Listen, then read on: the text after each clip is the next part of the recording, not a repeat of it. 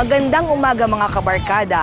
Ngayon, ipinagdiriwang po natin ang Araw ng Bayani sa buong bansa at kasabay nito ang Million People March. Andito po tayo ngayon sa Luneta Park para maghandog ng first aid, ambulance at safety services para sa mga lalahok at makikisa sa kilos protesta na tinatayang dadaluhan ng aabot sa 1 milyon nating mga kababayan sa ibang panig ng ating bansa para makiisa sa protesta laban sa pork barrel system. Sa ganitong klaseng pagkakataon, hindi maiiwasan ang mga aksidente o emergency.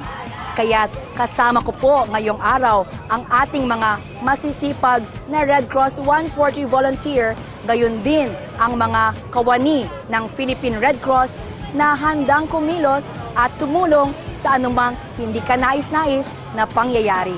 Handog pa rin yan sa inyo ng Red Cross 143. Ako po si Red Cross Secretary General Gwen Pang, always first, always ready, always there. Ang pagkilos na ito ay pagtitipon ng mga mamamayan na nagnanais ng pagbabago at nagpapakita ng pagmamahal sa ating bayan. And with volunteerism in the heart of every Red Cross 143 volunteer, nakapagbigay tayo ng libreng serbisyo sa blood pressure reading, blood type testing at pagbibigay ng first aid.